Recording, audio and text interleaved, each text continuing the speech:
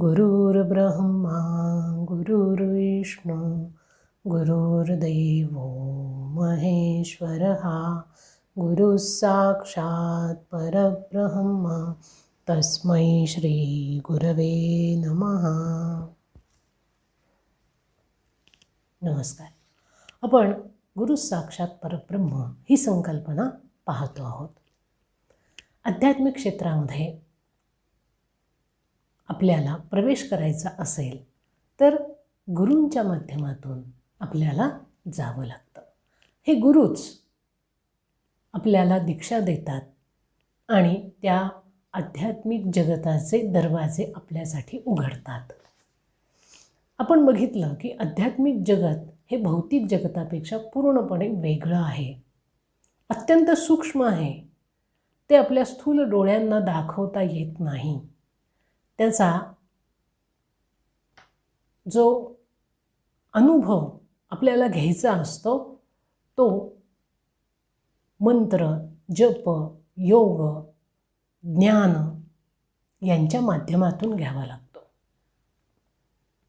आणि या सगळ्या गोष्टी एक तज्ज्ञ अनुभव संपन्न गुरुच साधकांना देऊ शकतात. हा अधिकार आपल्याला प्राप्त करायचा असेल तर काही गोष्टी आपल्या अंगी असाव्या लागतात.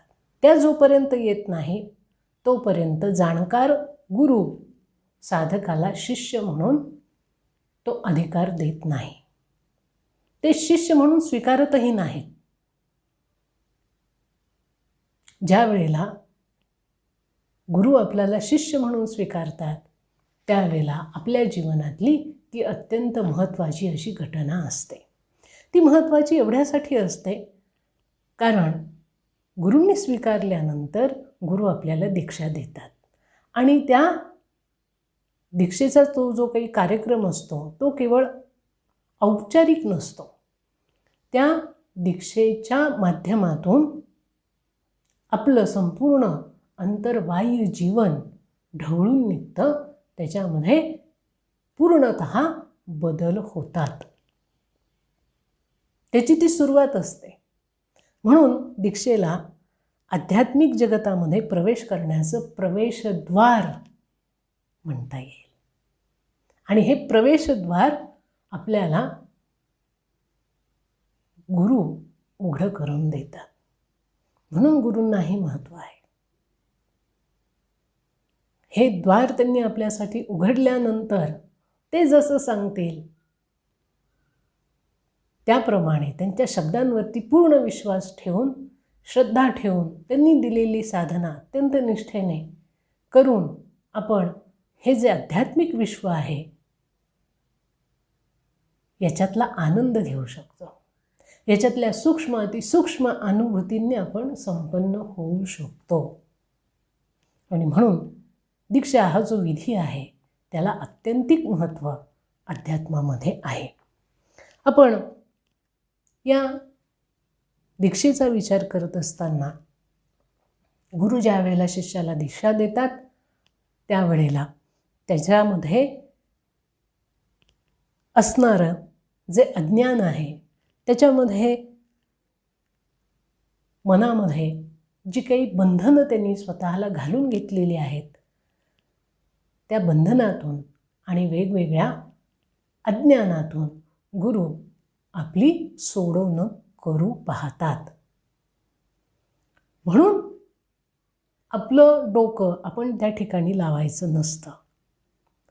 ज्या गोष्टी गुरूंना कळतात, ज्या गोष्टी त्यांना जाणवतात की हा जो साधक आहे, शिष्य आहे, याची प्रगती कुठल्या पद्धतीने होणं गरजेचं आहे, त्याच्यासाठी त्याचा आचार हा विशिष्ट पद्धतीचा असला पाहिजे, त्याची साधना विशिष्ट पद्धतीची असली पाहिजे, ती करताना त्याच्या मनाचा भाव कसा असावा, त्याची धारणा कशी असावी, या सगळ्या गोष्टींचं चिंतन गुरूंनी केलेलं असतं.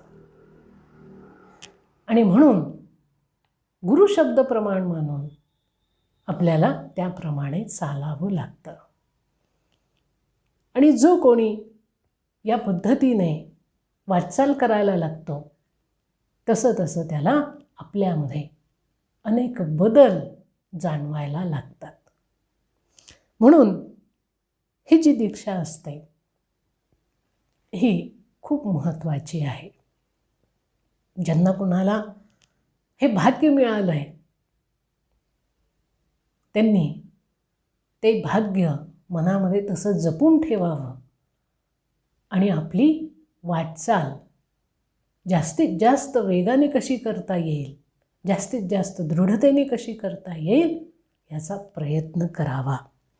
कारण या मार्गातला जे शेवटचं स्थान आहे, अंतिम ध्येय आहे, आत्मज्ञानप्राप्ती, ब्रह्मज्ञानप्राप्ती, ब्रह्मस्वरूप होणं, आत्मस्वरूप होणं, ह्या गोष्टी शिष्याला स्वतःच्या मेहनतीनेच साध्य कराव्या लागतात. गुरु त्या गोष्टी त्याला केवळ शब्दांनी सांगत नाहीत.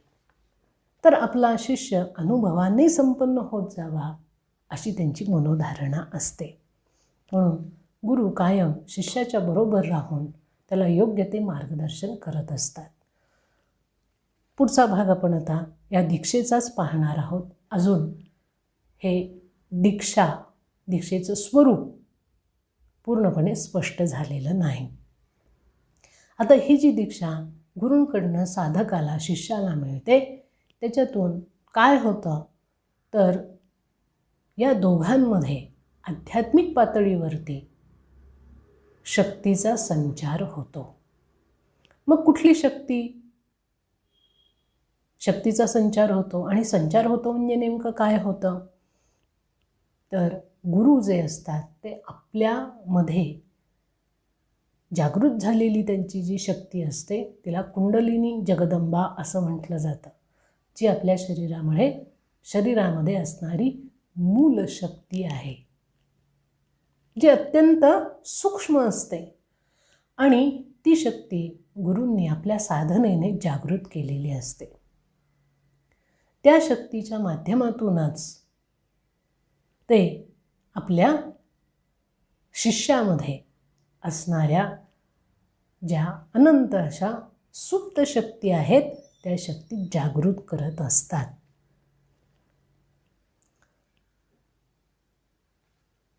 हळूहळू कालांतराने शिष्याला त्याची जाणीव होते की आपल्यामध्ये किती शक्ती आहेत, कशा शक्ती आहेत. इतके दिवस आपल्याला त्या कशा कळल्या नाहीत, आत्ता त्या आपल्याला कशा कळता आहेत. हा सगळा भाग जो आहे तो त्याची वाटचाल जशी जशी होत जाईल त्या पद्धतीने त्याला ते कळायला लागतं. म्हणून दीक्षा हा जो काही प्रकार आहे याच्यातून गुरु आपल्यामध्ये असणाऱ्या शक्ती प्रक्षेपित करत असतात शिष्यामध्ये.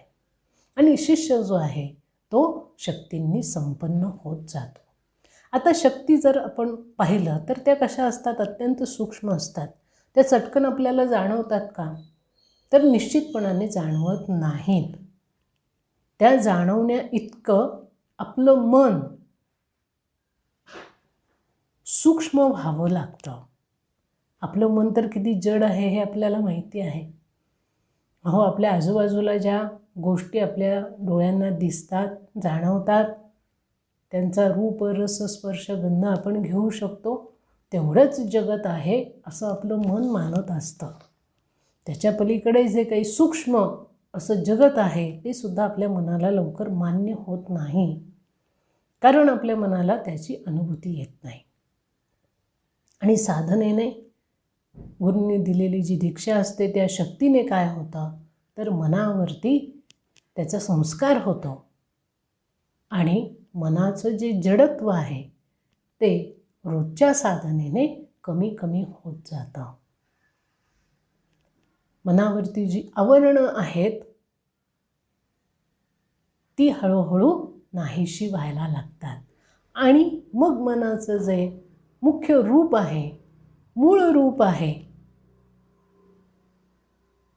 मन हे अत्यंत सूक्ष्म आहे, अत्यंत चंचल आहे, मुळात अत्यंत सात्विक आहे. परंतु त्या मनावरती राजस आणि तामस या गुणांचा प्रभाव असतो.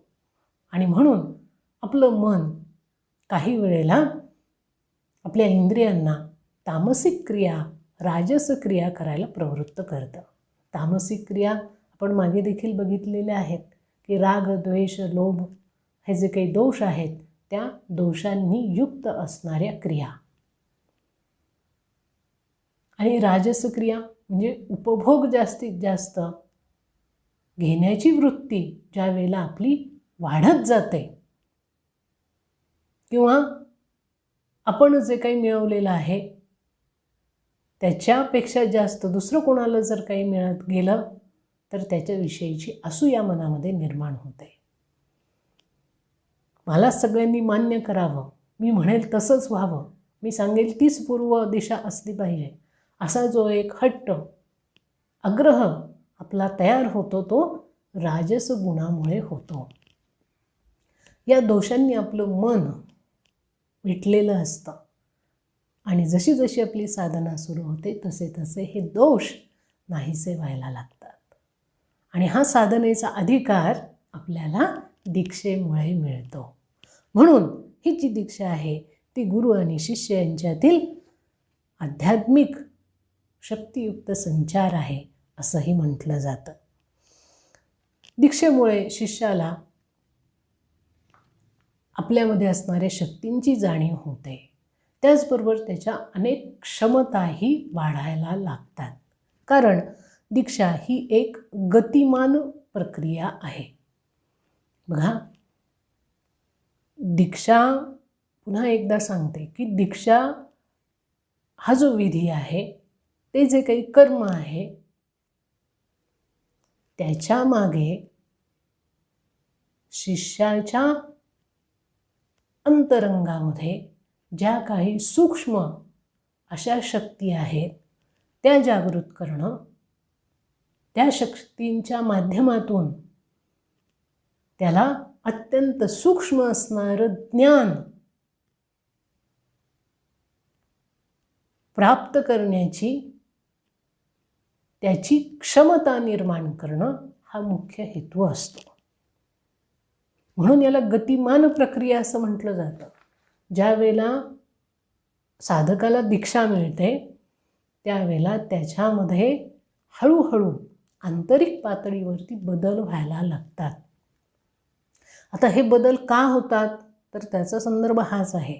गुरूंनी आपली शक्ती शिष्याच्या ठिकाणी प्रक्षेपित केलेली असते आणि ती शक्ती काय करते तर शिष्याच्या अंतरंगामध्ये चेतना जागवते.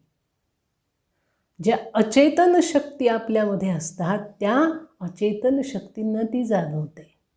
आणि नीट लक्षपूर्वक ऐका, ज्या अचेतन शक्ती आपल्यामध्ये असतात त्या अचेतन शक्तीला सद्गुरूंची शक्ती चेतवते, जागवते. आणि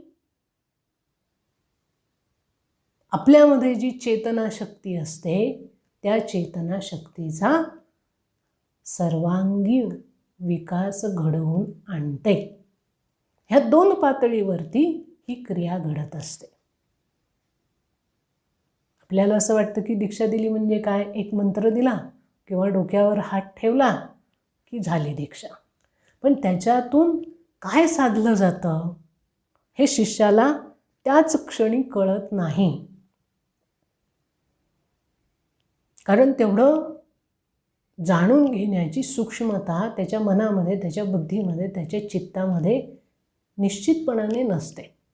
हां, काही शिष्य असे असतात की त्यांनी थोडंफार याविषयी वाचलेलं असतं पण लगेच त्यांना या गोष्टींची जाणीव होते का तर होत नाही. म्हणून गुरु ज्या वेळेला दीक्षा देतात त्यावेळेला त्या दीक्षेमागे गुरूंची मनोधारणा, गुरूंची संकल्पना ही एवढी मोठी असते की मी जी शक्ती शिष्याला देतो आहे त्या शक्तीमुळे त्याचं संपूर्ण अंतरंग बदलून जाणार आहे. ते हळूहळू प्रकाशित होत जाणार आहे. त्याच्यामध्ये असणारं मळभ, दोष, विकार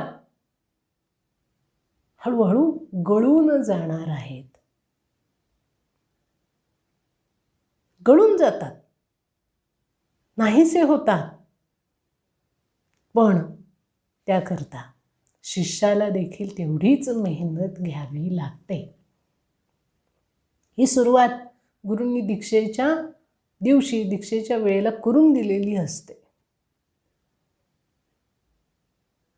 म्हणून इथे म्हटलेलं आहे की दीक्षा ही एक गतिमान प्रक्रिया आहे आणि त्या प्रक्रियेमुळे काय होतं तर वेगवेगळ्या क्षमतांची जागृती शिष्यामध्ये व्हायला लागते.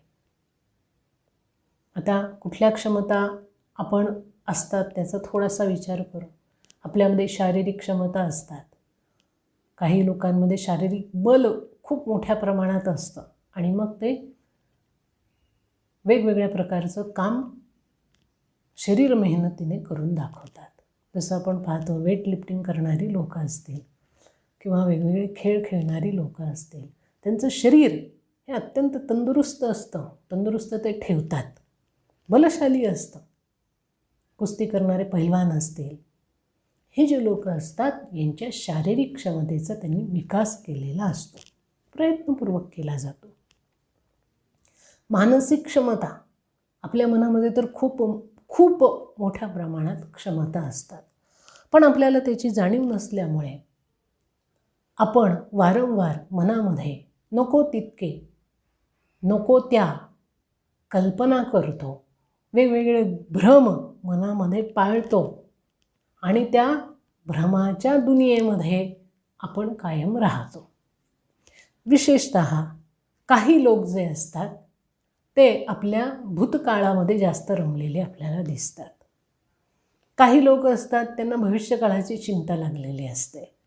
फार कमी लोक वर्तमान काळामध्ये जगतात आणि त्यात आत्ता जी काही माध्यमं आपल्याकडे उपलब्ध आहेत, विशेषतः मोबाईल आणि मोबाईलवर असणारे ॲप, की ते ॲप तुम्हाला एका कल्पना विश्वामध्ये घेऊन जातात आणि तिथे रमवतात. म्हणजे तुमचा पैसाही ते नाहीसा करतात आणि तुमच्या ज्या क्षमता असतात, मनाच्या क्षमता, कार्य करण्याच्या क्षमता, बुद्धीची विचार करण्याच्या क्षमता यांचा नाश करतात. ते जे दाखवतील, ते जे सांगतील, ते जे आपल्या विचारांना दिशा देतील त्या पद्धतीने आपण वागतो. हे हल्लीचं जग आहे. आपल्या मनामध्ये किती क्षमता आहेत हे याचं उदाहरण अगदी आपल्याला बघायचं असेल तर संत श्री ज्ञानेश्वर महाराजांकडे बघा. वयाच्या 21व्या वर्षी त्यांनी संजीवन समाधी घेतली. संपूर्ण कार्य त्यांनी केलं. 21व्या वर्षी आज मुलाला आपलं भविष्य आपण काय करणार आहोत, आपल्याला पुढे कसं जायचं आहे, काय करायचं आहे, जीवनाचं ध्येय काय आहे ते नीट सांगता येत नाही. ते ज्ञानेश्वर महाराजांनी संपूर्ण वेदांचा, उपनिषदांचा, शास्त्रांचा अभ्यास करून श्रीमद भगवद्गीतेवरती अत्यंत सुंदर असं निरूपण केलं आहे. इतरही ग्रंथांची रचना त्यांनी केली. त्या काळामध्ये समाजामध्ये जो एक दुजाभाव होता तो त्यांनी नाहीसा केला. अनेक लोकांच्या मनामध्ये आत्मविश्वास निर्माण केला.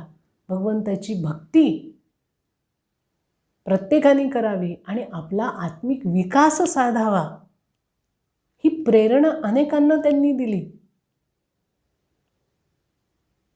आध्यात्मिक क्षेत्रामध्ये काम केलं, सामाजिक क्षेत्रामध्ये काम केलं, भाषेच्या क्षेत्रामध्ये, साहित्यिक क्षेत्रामध्ये मोठं काम त्यांनी करून ठेवलं. आणि आज 700-800 वर्षानंतरही त्यांचं ते कार्य तेवढंच सतेज आहे. ते काळाने बाधित होऊ शकलेलं नाही. सगळ्या संतांची उदाहरणं इथे उपयोगी पडतात आपल्याला. हे काय आहे? मनाच्या क्षमता. त्यांनी मनाच्या क्षमता जाणल्या आणि त्या क्षमतांचा कुठेही दुरुपयोग न करता, वेडावाकड्या पद्धतीने त्याचा विनियोग न करता आपल्या विकासासाठी आणि समाजाच्या विकासासाठी त्यांनी त्या वापरल्या.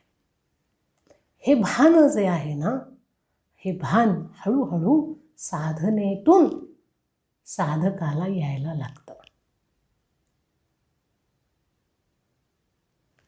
आपण नेमके काय आहोत, आपल्यामध्ये काय आहे, आपल्याला काय करायचं आहे, आपण काय करतो आहोत, याची जाणीव त्याला व्हायला लागते. बघा, प्रत्येक व्यक्ती जी असते त्या व्यक्तीने स्वतःचं एक असं मनोविश्व तयार केलेलं असतं आणि त्या मनोविश्वामध्ये तो रमलेला असतो. ते मनोविश्व वास्तव किती असतं आणि भ्रमाने भरलेलं किती असतं. बहुतेक वेळेला माणूस सगळं त्या ठिकाणी भ्रमित, आपल्याला जे चांगलं वाटतं ते तशा कल्पना करून त्याच्यामध्ये जगत असतो. पण वास्तव तसं नसतं आणि वास्तव स्वीकारण्याची मनाची तयारी देखील माणसाची लवकर होत नाही. हे वास्तवाचं भान त्याला या सगळ्या प्रकारच्या संभ्रमातून बाहेर काढून खरा आरसा दाखवणं जे आहे ते गुरु साधनेच्या माध्यमातून करत असतात.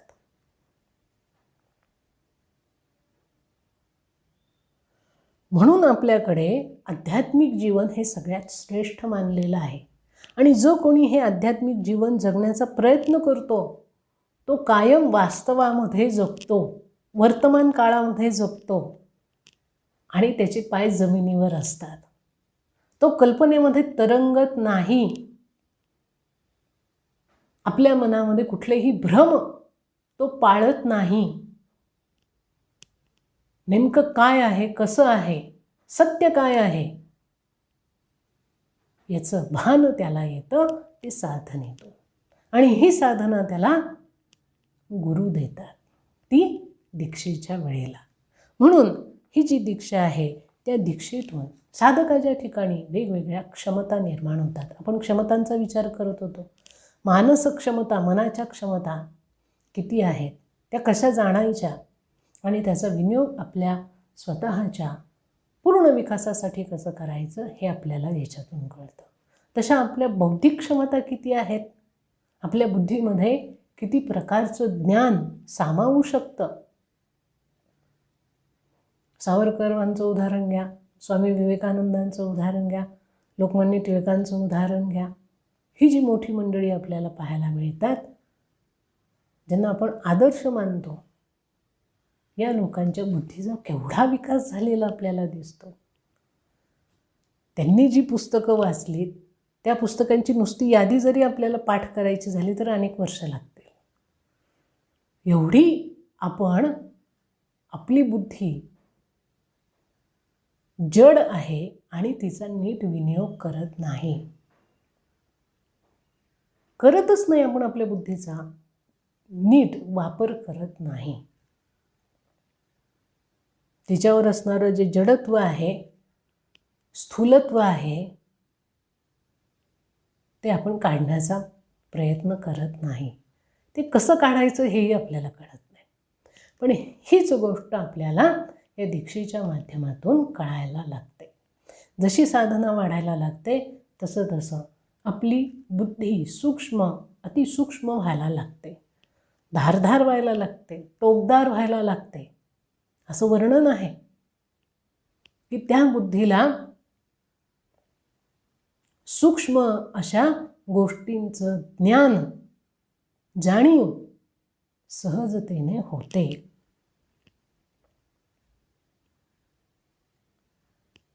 ती क्षमता आपल्यामध्ये या दीक्षेमुळे येऊ शकते. म्हणून ही दीक्षा महत्त्वाची आहे. आपल्या शारीरिक क्षमता देखील या दीक्षेमुळे वाढतात. शारीरिक क्षमता कशा वाढतात तर आपल्यामध्ये एका ठिकाणी बसण्याची क्षमता वाढते. कारण एकदा दीक्षा घेतली की साधना करावी लागते आणि साधना करण्याकरता सुरुवातीला कमीत कमी 1 तास बैठक ही सांगितली जाते. न हलता, न डोलता, कुठलीही हालचाल न करता आसन स्थिर कसं करायचं हे शिकवलं जातं. शारीरिक सगळ्या क्रिया आपल्या शुद्ध कशा राहतील, कशा होतील याकडे लक्ष दिलं जातं. प्राणायामादी क्रिया शिकवल्या जातात त्याच्यातून शारीरिक क्षमता वाढते. आपण जर बघितलं, आपले जे प्राचीन ऋषीमुनी आहेत, अनेक वर्ष ते लोक तप करायचे, साधना करायचे. अखंड 2 दिवस 3 दिवस ध्यानस्थ असणारी लोक आजही कमी नाहीत.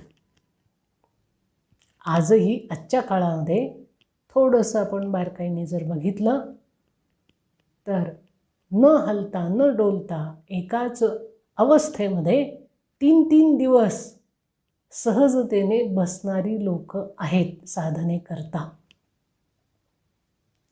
शारीरिक क्षमता वाढेल की नाही वाढणार? आम्हाला 5 मिनिट एका ठिकाणी शांत बसता येत नाही. हातपाय लगेच हलायला लागतात, मुंग्या यायला लागतात, जड व्हायला लागतं. पण जशी साधना स्वीकारतो तसा आपल्या शरीरावरती संयम यायला लागतो, इंद्रियांवरती संयम यायला लागतो. आणि इंद्रियांवरती संयम आला की त्या इंद्रियाची शक्ती वाढली म्हणून समजा. अगदी आपली जीभ आहे, या जिभेवरती 2 पद्धतीने आपल्याला संयम आणता येतो. एक आहे बोलण्याच्या बाबतीत आणि दुसरा आहे खाण्याच्या बाबतीत. जे लोक बोलण्याच्या बाबतीत संयम आणतात त्यांची वाणी जी आहे त्या वाणीची शक्ती सेव्ह होते आणि त्या शक्तीचा, वाणीचा प्रभाव पडायला लागतो. दुसरं आहे खाणं.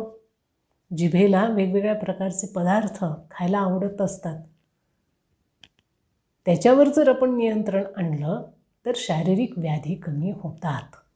शरीराला जेवढं अन्न आवश्यक आहे तेवढं, आणि ते देखील आहारशास्त्राप्रमाणे जसं सांगितलेलं आहे तसं, हे जर जिभेने पाळलं तर शरीराला लवकर व्याधी होत नाही. पूर्णपणे आरोग्य आपल्याला लाभतं. हे जसं हे उदाहरण दाखल घेतलं तसं आपल्या शरीरावरती, इंद्रियांवरती जसा जसा संयम आपण आणू तशी तशी त्या इंद्रियाची ताकद वाढत जाते. म्हणून या ज्या काही सगळ्या क्षमता आहेत, शारीरिक असू द्यात, मानसिक असू द्यात, बौद्धिक असू द्यात किंवा आत्मिक असू द्यात, या सगळ्या क्षमता या दीक्षेच्या क्रियेमुळे हळूहळू वाढायला लागतात. एकदम होत नाही. दीक्षेचा विधी काही तासाचा असतो.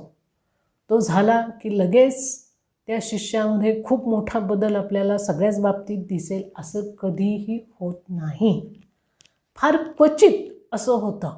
तोही भाग आपण पुढे पाहणार आहोत की ते केव्हा होतं आणि कोणाच्या संदर्भात होतं. सर्वसामान्य जी आपल्यासारखी माणसं असतात त्यांना स्वतःला मेहनत घ्यावी लागते, कष्ट करावे लागतात, साधना करावी लागते, निष्ठा ठेवावी लागते, गुरूंच्या शब्दांवर विश्वास ठेवून पुढे मार्गक्रमणा करावी लागते. तेव्हा कुठे ही गोष्ट हळूहळू आपल्याला साधायला लागते. त्याशिवाय ही गोष्ट होत नाही. त्यानंतर आपल्या मनाच्या 3 मुख्य शक्ती आहेत: ज्ञानशक्ती, इच्छाशक्ती आणि क्रियाशक्ती. इच्छा, ज्ञान, क्रिया असं त्यांना म्हटलं जातं. तर दीक्षेने शिष्याला साधनेचा अधिकार प्राप्त होतो आणि पूर्वी संसाराविषयी त्याच्या मनामध्ये ज्या इच्छा होत्या किंवा हे व्यावहारिक जग जाणून घेण्याविषयीची जी एक ज्ञान लालसा त्याच्यामध्ये असते किंवा आपण सर्वांगाने भौतिकदृष्ट्या संपन्न व्हावं अशी जी महत्त्वाकांक्षा त्याच्यामध्ये असते ती हळूहळू दीक्षेनंतर कमी कमी होत जाते. मग दीक्षेनंतर इच्छा, ज्ञान, क्रिया या सगळ्या शक्ती नाहीशा होतात का? तर नाही. फक्त त्यांची दिशा बदलते. ही दिशा कशी बदलते? तर ज्या इच्छा संसाराविषयीच्या असतात त्या अध्यात्माविषयीचे निर्माण होतात. ज्ञान जे संसारातलं ज्ञान प्राप्त करण्याची लालसा असते ते आध्यात्मिक ज्ञान जास्तीत जास्त आपण संपादन करावं असं वाटायला लागतं. ती लालसा निर्माण होते.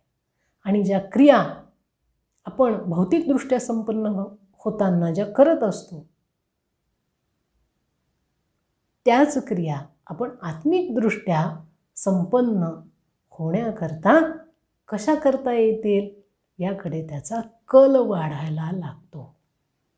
म्हणजे इच्छा, ज्ञान आणि क्रिया ह्या ज्या 3 मुख्य शक्ती आपण आपला बाह्य विकास करून घेण्याकरता वापरतो त्याच शक्ती आपला आंतरिक विकास करण्याकरता आपण उपयोगात आणायला लागतो. फक्त त्याचं स्वरूप बदलतं.